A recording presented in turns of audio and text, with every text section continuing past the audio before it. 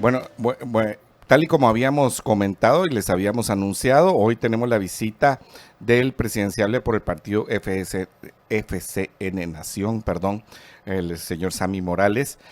Él es hermano del expresidente Jimmy Morales y viene en compañía de su candidato vicepresidencial, Miguel Ángel Moir Sandoval. Y pues como hemos hablado aquí en esta casa, pues le estamos dando la oportunidad de contar acerca de sus vidas, acerca de la ideología del partido, de la historia pública, de la historia de vida de cada uno de los candidatos y alguna que otra pregunta más. Lo que no hacemos es hablar acerca de planes de gobierno y hablar acerca de lo que aún esta ley rígida de 2016 nos tiene atados de pies y de manos, ¿verdad? Que todavía no podemos hablar y que estamos en esta controversia de la libre expresión del pensamiento y otros asuntos. Pero, pues, le damos la bienvenida a Sammy Morales y a Miguel Ángel Moir. Estuardo, te cedo la palabra. Bueno, bienvenidos. Yo quiero empezar con cuáles son los postulados del partido FCN Nación y cuáles son para ustedes los más importantes. Hola Estuardo, hola José Carlos, un placer saludarlos. Para nosotros es pues de mucho gusto estar por acá compartiendo micrófonos y pudiendo hablar sobre nuestro partido, sobre nuestras vidas, y aunque la ley limita un poco, creo que sí podemos hablar sobre la situación de país, que definitivamente es algo que a todos nos compete y tenemos el derecho a hacerlo. Postulados del partido, creo que mejor vamos a empezar a hablar, para llegar a ese punto, un poquito sobre qué nos motiva a estar en esta situación. De entradita, yo soy el menos político de la familia, ¿verdad? Y dentro de... ¿De cuántos? O sea, de dos, o sea, el menos político. ¿O de cuántos? O sea, lo que pasa que si dijeras de 20, tal vez uno dice, bueno, pues, pero si son de dos, o sea, porque, perdón que te interrumpa tan temprano, sí, pero hicieron ustedes una película, o sea, dos películas que fueron muy interesantes. Una de ellas era sobre el asesinato de Monseñor Gerardi, y otra acerca de ¿quiero ser presidente o cuando yo sea presidente? La película del 2007 se llama Un presidente de sombrero. Un presidente de sombrero. ¿Y quién era el artista principal? En ese momento éramos tanto mi hermano Jimmy como yo en los personajes de Nito y Neto, uno candidato presidencial y otro vicepresidencial, y funcionó muy interesante. Y la película Gerardi, que la produjimos en el 2010, no es una película sobre el asesinato, sino que es una película sobre la vida. Sí, perdón. En ese entonces nos pregunta la gente de la ODA, que fue la que financió la película, nos dicen, mire, pero el libreto que nos trajeron, yo quiero una película, porque querían la muerte, nos enfocamos nosotros en la vida, y me dice, queremos una película que diga la verdad, y nosotros estábamos ofreciendo un guión balanceado. Y les digo, pero la verdad, ¿de quién querés?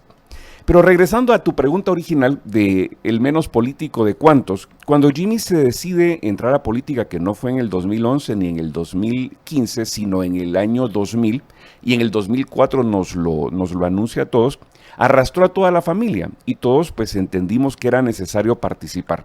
Regreso entonces a lo que estaba diciendo, sí, que soy el menos político de toda la familia, y siempre me opuse a la participación política. ¿Y por qué estoy ahora acá?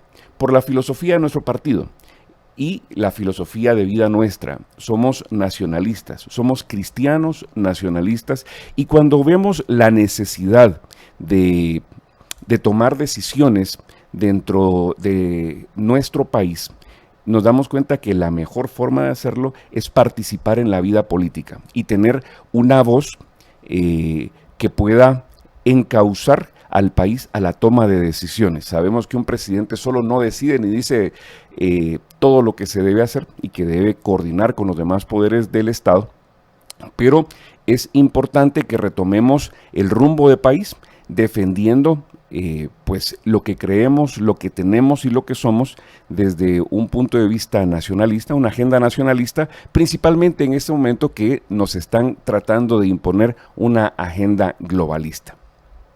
Y cuando hablas de una agenda nacionalista, Sammy, y posteriormente vamos a hablar acerca de la vida tanto tuya como de Miguel Ángel, el vicepresidenciable. La tuya pues es un poco más pública y vamos a hablar de algunos asuntos que se han dado más públicos que otros. ¿Qué quiere decir nacionalismo? Porque tenemos social nacionalismo o nacional socialismo, que eran los nazis, los fascismos que tienen mucho de nacionalismo.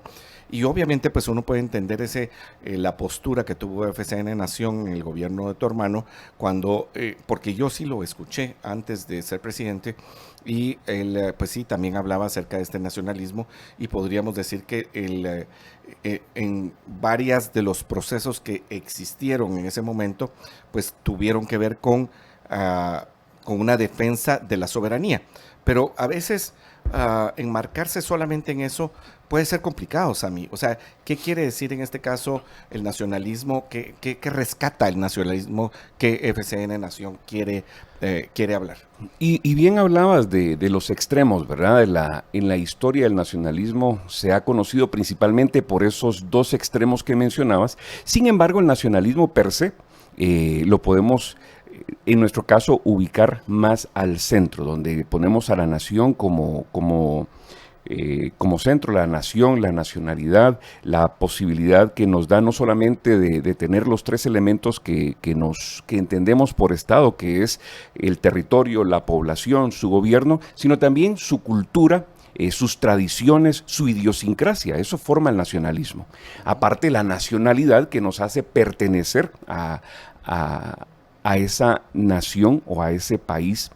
Pero en este caso nosotros nos identificamos como cristianos nacionalistas, por supuesto alejados de esos extremos, y creemos que debemos ser nosotros los autores, los protagonistas, los diseñadores, los arquitectos de nuestro destino. Por supuesto hay teorías de teorías que aplican, pero ninguna se aplica de manera pura, siempre debe ser tropicalizada y debe ser manejada dentro de los límites que la nación te da y te permite. Entonces, así es como lo vemos, es la mezcla de nuestra idiosincrasia más los elementos del Estado.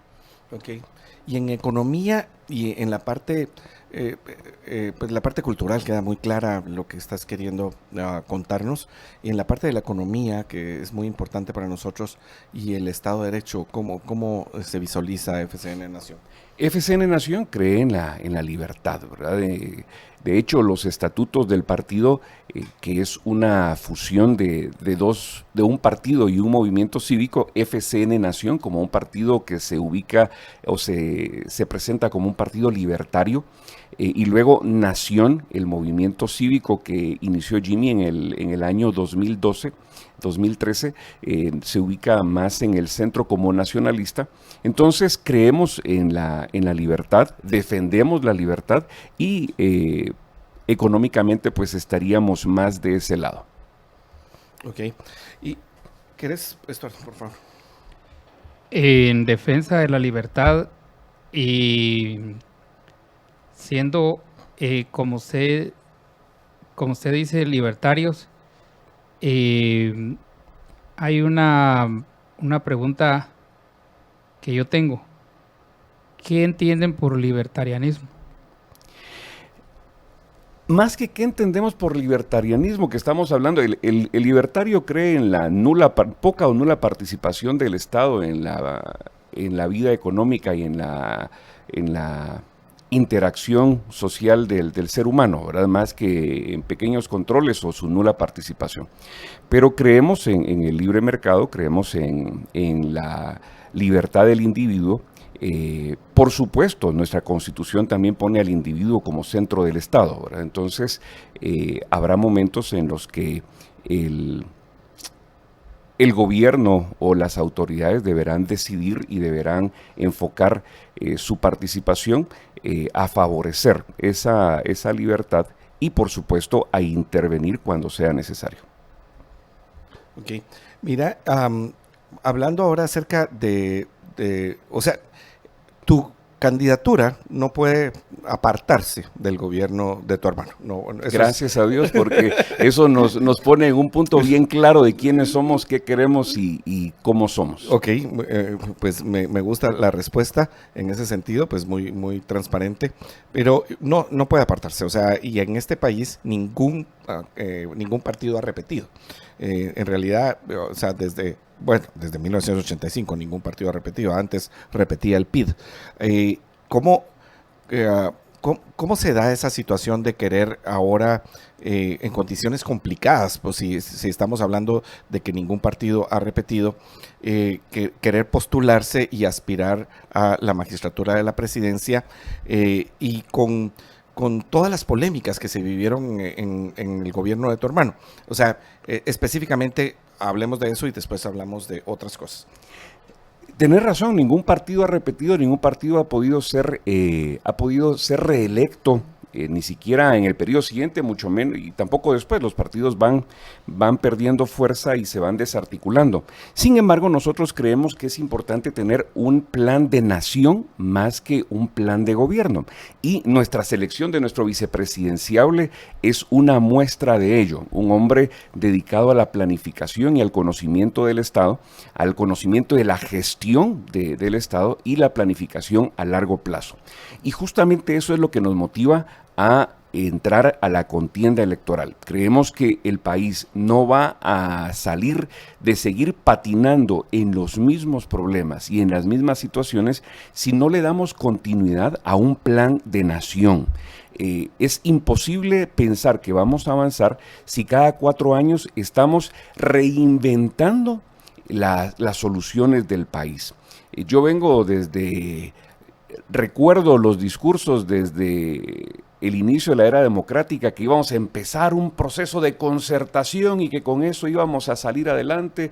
Recuerdo el plan Jaguar, que en no sé qué año íbamos a estar sin desnutrición y en niveles económicos distintos. Sin embargo, cada 4 años comienza el mismo discurso y el mismo problema. Entonces nosotros creemos en que debemos darle seguimiento a un plan de nación, retomar todas las buenas ideas, buenas intenciones, buenos planes que se han trabajado a lo largo de los años, de los gobiernos y de las intenciones de sacar a nuestro país de las situaciones que lamentamos todos, y entonces armamos un excelente equipo. Repito, parte de eso es elegir a nuestro vicepresidenciable, un hombre con mucho conocimiento del Estado, sino de los hombres que más conoce del Estado y de gestión gubernamental, y eso es lo que nos tiene acá, sabiendo que sabemos qué hacer, qué tenemos que hacer y que tenemos el equipo para hacerlo. ¿Es una continuación del gobierno de Jimmy Morales? Todos los gobiernos son continuación del gobierno anterior. Y así debería ser, para poderle dar continuidad a los procesos, proyectos, programas y políticas, entendiendo políticas de Estado a esas políticas a largo plazo que deben continuarse indistintamente de qué gobierno llegue. Y Estados Unidos es un claro ejemplo. Tienen la eterna pelea entre demócratas y republicanos y tienen pequeñas acciones distintas, pero los planes a largo plazo son los mismos. Estados Unidos sabe dónde quiere estar en 100 años.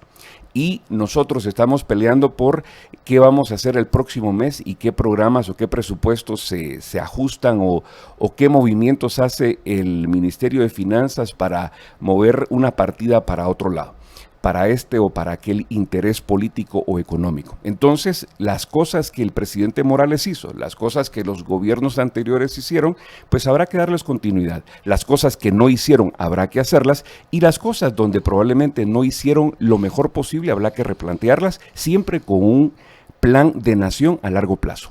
Miguel Ángel, les presento también aquí al candidato vicepresidencial, Miguel Ángel Moïse Sandoval. Y Miguel Ángel, en este plan de nación que nos está hablando Sami, ¿cuáles son los puntos principales por los cuales la oferta que ustedes están ofreciendo a la población sea atractiva? Bueno, buenos días Eduardo, buenos días José Carlos. Para mí es un honor estar acompañándolos en este programa. Soy un funcionario de carrera, me formé casi 15 años en la Secretaría de Planificación y Programación de la Presidencia. Antes de eso había hecho Derechos Humanos, gestión de la conflictividad también. Y ahora pues he decidido pasar de la parte técnica a la parte política. Creo que es importante saber que para poder darle viabilidad a una política pública y a las políticas de desarrollo de la nación se necesita estar en la toma de decisiones, y creo que saber el rumbo y el norte hacia donde el país debe conducirse en los próximos años es fundamental. Los problemas del desarrollo han sido permanentes constantemente políticamente para una contienda electoral. Todo el tiempo se está hablando de resolver los problemas de salud, de educación, los temas económicos y ambientales, y sobre ese discurso versa siempre los problemas del desarrollo. Pero Guatemala fundamentalmente tiene que centrarse en este momento en dos aspectos. El incremento de la inversión social, que debe ir más, por lo menos a 7 puntos porcentuales del PIB, y el incremento de la inversión pública para empezar a generar condiciones para cambiar el rostro del país, y con esa necesidad que tenemos de formación bruta de capital, inversión crítica que el país necesita para saltar al desarrollo en los próximos 40 años. Creo que serían los dos ejes fundamentales sobre los que había que concentrarse en este momento, independientemente de los demás problemas asociados y que hay alrededor de eso en los temas sociales principalmente. Vamos a ir a un corte. Cuando regresemos continuamos con esta entrevista al candidato presidencial de FCN Nación, Sammy Morales, y a su vicepresidenciable, Miguel Ángel Moir.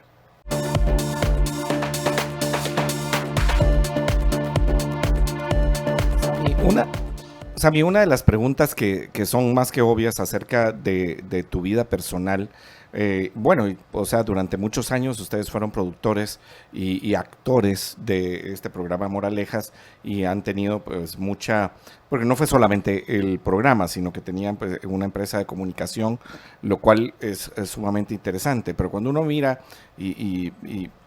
la vida, uno no puede dejar de pasar por el conflicto que hubo en 2016, si no me recuerdo mal, o 2017, cuando fuiste acusado junto con tu sobrino acerca de este asunto de las canastas navideñas o convivios en el Ministerio Público. ¿Cómo resuelves esto para poder decir yo puedo participar hoy, sí, y de forma idónea, como reza nuestra Constitución, después de haber pasado este proceso? Lo resolví como se debe resolver, dando la cara, enfrentando la justicia y siendo absuelto, demostrando mi inocencia, aun cuando la Constitución te garantiza la presunción de inocencia y es el ente acusador el que debe demostrar la culpabilidad. Y no solamente fui acusado,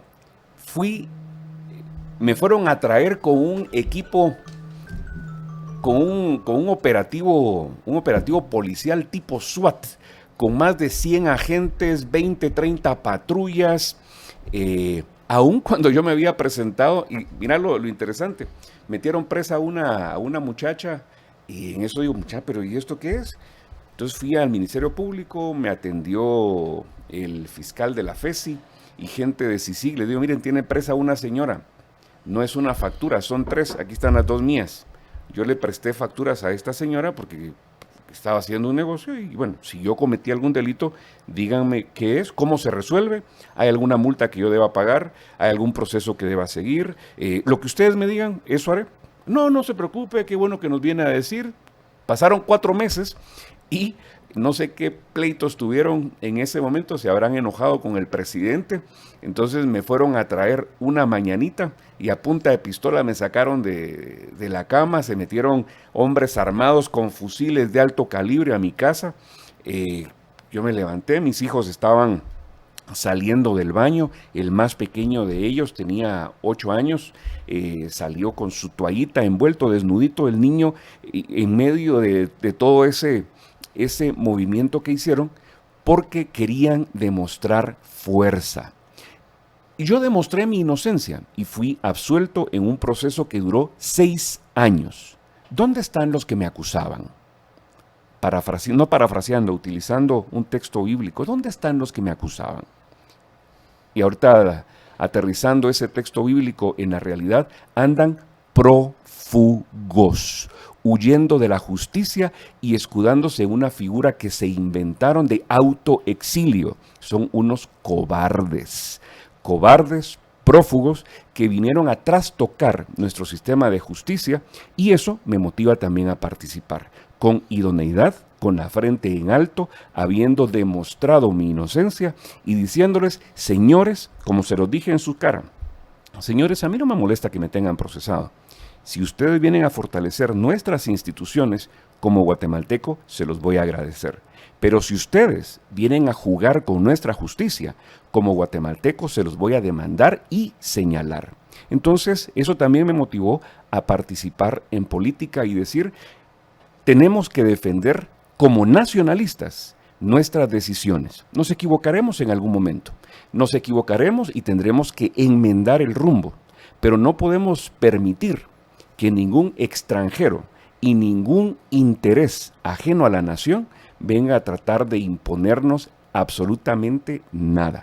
Bukele lo dijo en muchas ocasiones. Señores, se lo dijo a la comunidad internacional: nosotros queremos ser como son ustedes, pero déjennos recorrer el camino, déjenos hacer lo que debemos hacer, no nos vengan a decir qué tenemos que hacer, porque todo lo que nos vengan a decir que debemos hacer no es por nuestro bienestar, es por sus intereses. Eso lo digo yo, no lo dijo Bukele. Porque, miren, ustedes tienen que recorrer este camino, porque tienen sus intereses. Si las grandes naciones, pues tienen grandes intereses económicos y políticos. Entonces, ¿cómo resuelvo mi situación? Enfrentando la ley. ¿Dónde están los que me acusan? Prófugos. ¿Y qué me motiva a participar? Justamente eso, que aprendí a través de ese proceso, que si no damos un paso adelante, otros nos pondrán la ruta que debemos seguir, y no para nuestro beneficio, sino para el de ellos. Bueno, don Miguel Ángel, usted decía que se requiere grandes inversiones para poder llegar a la ruta que queremos todos. Hablaba del 7% del Producto Interno Bruto, entiendo. Y también pero inversión, ¿cómo podemos conseguir inversión? La inversión, tenemos uno de los presupuestos más pequeños del mundo, con una carga tributaria que apenas alcanza a llegar al 10%, se mantiene entre el 9 y 10%, a lo sumo 11%. Ya está en el 12%, Miguel Ángel. Sí. Y de ahí ya no pasa, cuando el promedio en la región va alrededor del 19%. Con eso no podemos financiar el presupuesto general de ingresos y egresos del Estado, pues siempre tenemos que estar apalancándolo para poder alcanzar las metas de recaudación, aunque ha aumentado la eficiencia con el tema de la factura electrónica, pero sí, casi por la rigidez del presupuesto y por la complejidad que tiene de la estructura, de acuerdo a lo que la ley establece, que es un presupuesto por programas, es un poco difícil la maniobra que tiene el organismo ejecutivo para llevar a cabo la inversión. Casi 91 centavos de cada quetzal ya prácticamente tienen destino en el presupuesto. Queda un margen de maniobra para poder realizar inversión, y aunado a eso, que ese 9% que tenemos de maniobra se ve diluido muchas veces en gastos de funcionamiento, y cada vez la inversión queda a deber. Y eso es porque existe la discrecionalidad del funcionario público de poder reprogramar el presupuesto y poderlo invertir en lo que no necesariamente está planificado, por ser una planificación de carácter indicativo y no de carácter taxativo. Entonces eso le da la libertad a un ministro, por ejemplo, de que tiene planificada inversión estratégica para resolver ciertos problemas en materia de política pública, y luego al no poder tener capacidad no solo de ejecución, sino al tratar de elevar la ejecución, cambiar metas, reformar, cambiar POA, etcétera, lo puede hacer sin que pase nada, y eso ha limitado que la inversión realmente se capitalice, y como resultado de eso tenemos más de 15 años que no tenemos formación bruta de capital nueva. sino solamente tenemos el mantenimiento de la infraestructura actual y eso hay que corregirlo definitivamente. ¿Querés preguntar, Estuardo? No, dale. Mira, Miguel Ángel, y a mí se me preocupa que pensés que hay que subir la carga tributaria al 19%. O sea, es el superintendente Marco Livio, el César, le digo yo por el nombre, sí, ya nos subió del 10 al 12, al 12.1 y va para arriba. Y no es un valor tan bajo el 12.1. Por el contrario, estás hablando acerca de que tenemos uno de los presupuestos más bajos, pero este año estamos en 116,000 millones de quetzales. O sea, este gobierno actual ha subido el presupuesto en más del 30%. O sea, y si tú, yo tengo mi dicho, porque si tú te recuerdas, tal vez Miguel Ángel es más joven que nosotros, que todos nosotros aquí. Pero se ve mayor. Se ve mayor. Son muchos. Saber cuánto sufrió en ese gobierno. lo envejeció. Bueno, pero a lo que quiero ir es, o sea, si tú te recuerdas de aquella, ¿verdad? Que uno mira para arriba, mira para abajo, creo que es en inglés, en realidad miras para un lado, miras para el otro, das una vuelta, ¿sí? Sí, es en inglés la canción. Y en este gobierno, 116,000 millones y no ves nada para ningún lado. Y lo único que viste fue un hospital de Chimaltenango donado, ¿sí? Donado. Y el del Parque de la Industria, que también muchísimas empresas privadas donaron equipos y algunas otras situaciones, y resultó que encima de todo el Chimaltenango donado, y es una gran corrupción. O sea, ¿para qué le queremos dar más dinero al gobierno? Ahí vienen cosas bien interesantes, y es la falta de transparencia quizá en algunas situaciones. Sin embargo, si nos vamos a números, hablemos del porcentaje o la tasa de desempleo del país. Una tasa sumamente interesante, ¿verdad? Del 2.1, 2.8, 2.9%.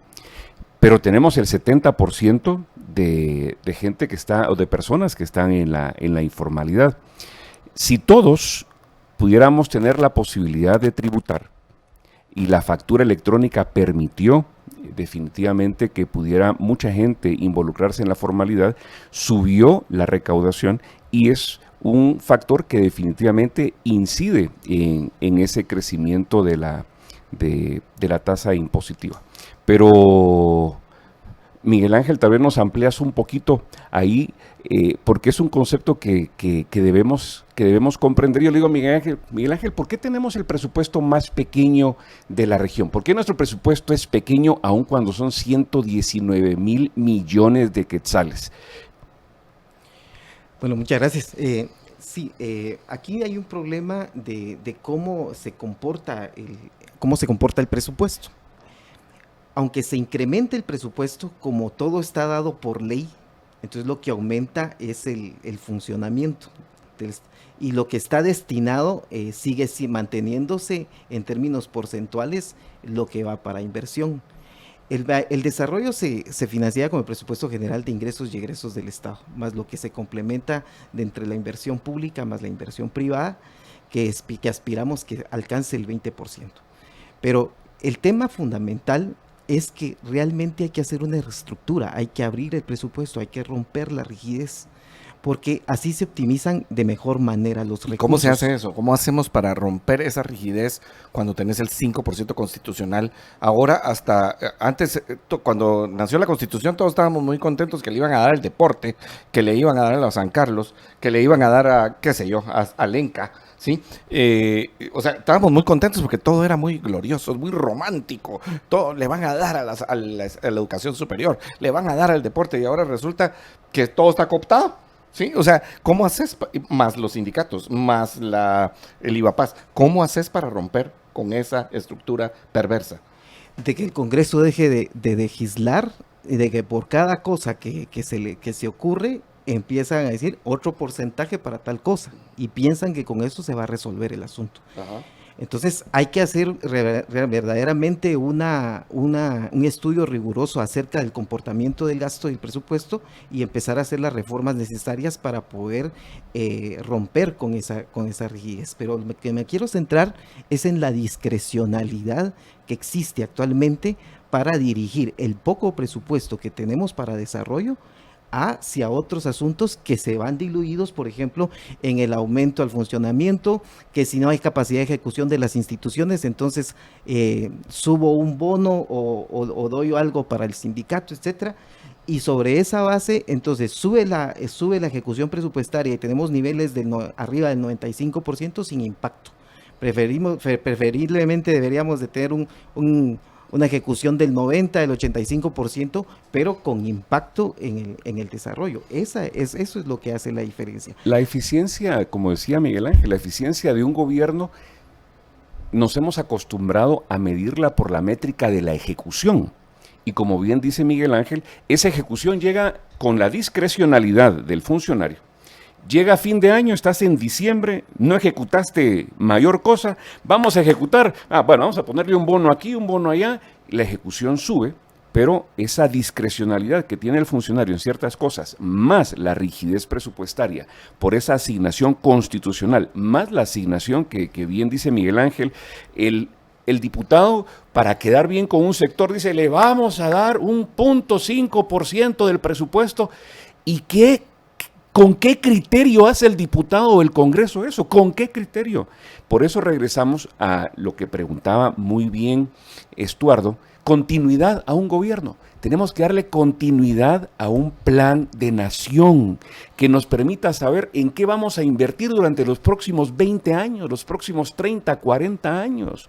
De lo contrario, con esa discrecionalidad, el político va a seguir haciendo un mal uso o un uso inadecuado del recurso. Miguel Ángel hablaba al principio de su intervención previa de la necesidad de invertir en más infraestructura, porque le seguimos dando mantenimiento a la misma infraestructura, que es necesario ese mantenimiento y es necesaria esa inversión, pero tenemos que crecer en infraestructura, por ejemplo, infraestructura carretera, para poder permitir que el desarrollo, los servicios y las oportunidades lleguen hasta el más recóndito lugar del país.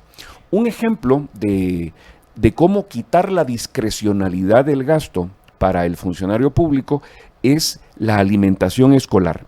La refacción escolar, que si recordamos pasó del vasito de leche por una champurrada, por una super tortilla, por cualquier cosa, con la discrecionalidad de que el funcionario de turno decidiera a quién comprarle, decidiera en qué bodega se almacenaba, decidiera en qué transporte se llevaba a las escuelas, hacía que ese quetzal con 11 centavos se diluyera al punto que a la escuela y al niño le llegaban migajas.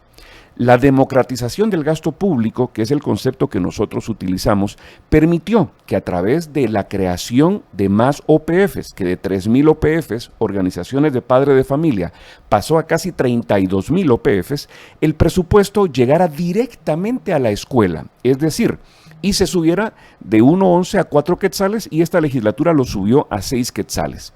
Si hablamos de 100 niños, significa que le estarían llegando,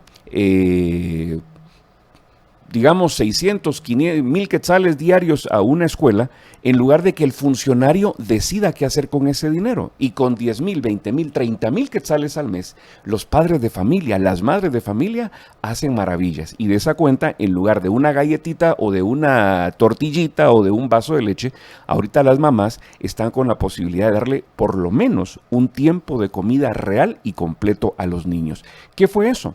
Quitarle la discrecionalidad al funcionario, trasladar el presupuesto directamente al lugar donde se necesita y no solamente se usa mejor, sino que dinamiza la economía local. Entonces, formas de cambiar esa rigidez hay, pero se necesitan tres cosas. Conocer el Estado. 2, ser creativos para poder utilizar ese conocimiento. Y 3, tener voluntad política. Y nosotros tenemos las 3 cosas. Yo quisiera agregar algo, José Carlos, sí, ahí agregarle valor ahí a lo que dice nuestro presidenciable. En el tema de inversión pública, por ejemplo, el tema de la discrecionalidad, el uso y destino que se le da a los recursos, y hablemos, por ejemplo, de los sistemas de consejos de desarrollo, esos 4,000 millones que hay disponibles en este momento. Digamos, hay criterios de asignación fiscal y hay prioridades que hay que atender con esos recursos que no son de las municipalidades, sino es del sistema, aparte es que sean las municipalidades quienes ejecutan el recurso. Pero aquí, ojo, hay algo muy importante. El conocido como listado geográfico de obras que se sube para la aprobación del presupuesto es modificado en el camino por esa misma discrecionalidad. Es más fácil con la poca ejecución que se alcanza durante el año del sistema, entonces es más fácil al final de año darle vuelta a los adoquines, hacer una carretera que en 2 meses medio la balastrean o le ponen una capa muy pequeña de cinta asfáltica para que en el otro invierno se vuelva a arruinar, etcétera. Y la inversión pública se atomiza de tal manera de que dejamos de crear formación bruta de capital crítica, donde realmente necesitamos transformar el rostro de la inversión pública en el país. Eso como consecuencia tiene de que se vaya diluyendo y se pierda la capacidad para generar infraestructura crítica para el desarrollo y que sea una ejecución de cada año y de cada gobierno que no alcance el impacto y los resultados esperados en materia de inversión. Okay. Mira, Sammy,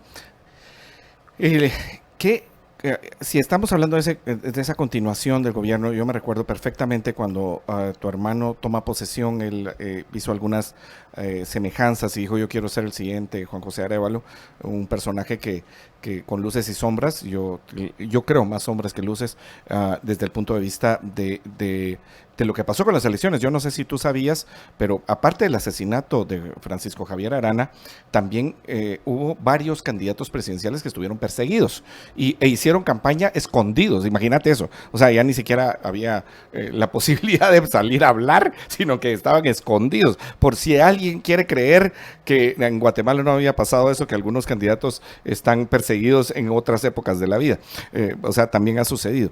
Pero posteriormente hay un cambio de rumbo y obviamente esto adolece a esa interferencia que estaba proponiéndonos un conjunto de naciones a través de la CICIG y específicamente el señor Iván Velázquez. Pero si tenemos que hablar acerca del gobierno de tu hermano, ¿qué cosas podemos decir vamos a seguir haciendo parecidas, iguales, y qué cosas tendríamos que enfrentar y decir esto no se hizo tan bien y vamos a arreglarlas? Definitivamente la inversión en infraestructura es necesaria. La infraestructura carretera es de las más importantes porque a través de las carreteras se transportan las personas y los productos, y una de las grandes falencias que tiene o necesidades que tiene el país es permitirle al pequeño productor sacar su producto y venderlo bien para que el mercado funcione, para que el mercado juegue su rol. Pero ahorita el pequeño productor depende de un coyote que llegue a pagarle lo que él quiera para sacar su producto y llevarlo a vender a grandes intermediarios que lo llevan a grandes empresas y se exporta el cardamomo, por ejemplo. Pero el pequeño productor tiene serios problemas por falta de infraestructura. Hay que invertir en infraestructura. Escucho o veo que hay necesidad de un corte. Hay muchas cosas más que tomar en esta área. Tómate un minuto más para esta respuesta. Por ejemplo, la necesidad de retomar asuntos que olvidamos justamente por esa intervención. En 1997 se abandonó la atención al nivel primario de atención en salud. ¿Por qué se abandonó? Porque nos vendieron la idea de que a través de los programas de extensión de cobertura íbamos a hacer lo que el Estado no estaba haciendo, porque es la cantaleta de siempre. Entonces, el programa de extensión de cobertura le empezó a dar el presupuesto de la atención primaria en salud a las ONGs, para que las ONGs fueran al interior del país a resolver el problema que el Estado no podía resolver.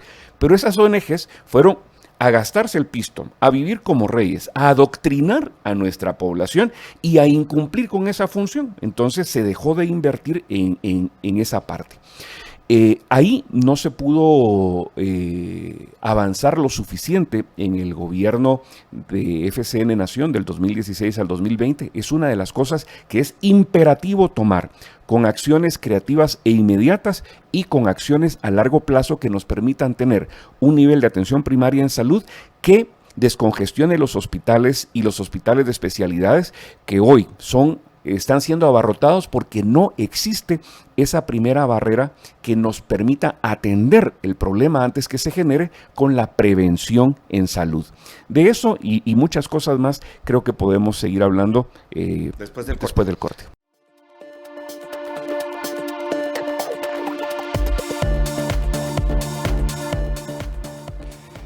Bueno, seguimos con nuestra entrevista a Sammy Morales y Miguel Ángel Muar, presidenciables y vicepresidenciables de FCN Nación. En el tema de seguridad, Sammy, ¿qué es lo que ustedes están previendo?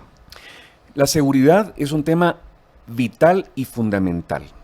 Es un tema que ha sido abordado desde muchas propuestas, desde muchos eslogans, desde muchos lentes. Sin embargo, hay problemas que hay que resolver. Principalmente hay que darle certeza jurídica al servidor público de la seguridad, al policía y al ejército. Todo el mundo dice, saquen al ejército a las calles, yo voy a sacar el ejército a las calles, yo voy a fusilar a Raimundo y medio mundo, yo voy a poner la cadena perpetua o perpetua, lo que sea. Pero el asunto es que tenemos que darle certeza jurídica al policía, certeza jurídica y no solamente la certeza jurídica, sino también las garantías mínimas. El policía está viviendo en una situación complicadísima. En el gobierno de FCN Nación se tomó el proyecto de la construcción de estaciones y subestaciones, que las subestaciones son casitas que la gente está alquilando o que el Ministerio de Gobernación está alquilando, pagando fortunas por casitas donde hay 60 personas metidas en una casa sin ninguna condición mínima que le permita al policía tener dignidad. Hay que retomar la atención al policía, hay que estructurar de mejor manera la institución policial, hay que darle recursos y tenemos que entender también que son más de 40,000, creo que son 42,000 efectivos en este momento gracias al crecimiento de contratación de policías que hubo en el gobierno de FCN Nación 2016-2020. Entonces la seguridad hay que fortalecerla, hay que darle certeza jurídica al ciudadano, hay que darle protección al ciudadano y hay que invertir en capacitación, hay que invertir en equipamiento y darle también acompañamiento a la agenda ejecutiva con una agenda legislativa que permita que esas cosas sean posibles. Y en el tema justicia, ya solo tenemos 1 minuto y medio, Sammy. Agradecemos tu participación aquí, pero sí, ya nos están a punto de cortar, entonces tenemos 1 minuto y medio. El tema de justicia para nosotros es muy importante. Vivir en un Estado de Derecho es de las cosas esenciales. Tal vez solo así como comentario que haría Estuardo y yo, es que el involucrar al Estado en más gasto no es muy libertario. Tal vez podrá ser muy nación, pero no tanto libertario. Pero en el tema de justicia, que es un tema que a todos los guatemaltecos les duele, no solo preocupa, nos duele.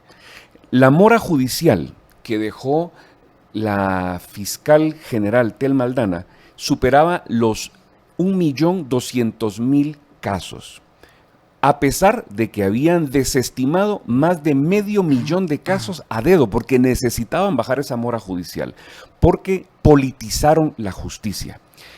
Como lección aprendida, nunca más politizar la justicia, nunca más permitir que la justicia sea un instrumento, ni para la derecha, ni para la izquierda. Tenemos que enfocarnos en esa certeza jurídica de la que mencionabas, de la que hablábamos previamente, y esa certeza jurídica nos debe dar, y no nos enfoquemos en el castigo, enfoquémonos en la oportunidad, nos debe dar la certeza de que si yo invierto voy a tener la garantía de que mi capital va a estar protegido y no va a estar sujeto a una extinción de dominio como la ley de extinción de dominio que ni siquiera te permite defenderte y terminar un proceso, sino que se aplica discrecionalmente, con una presunción, eliminando la presunción de inocencia y aplicándola. La certeza jurídica es fundamental, así que debemos fortalecerla, impedir que se politice. Por eso mismo toma mayor sentido una agenda nacionalista y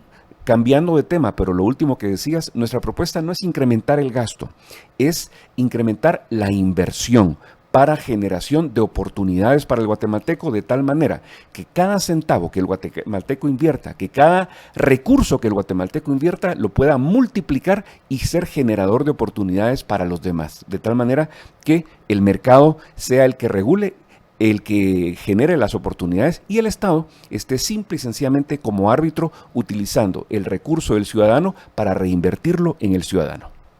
Bueno, pues muchísimas gracias. Estuardo, ¿querías decir algo de final? No, muchas gracias por estar con nosotros e interesante las propuestas.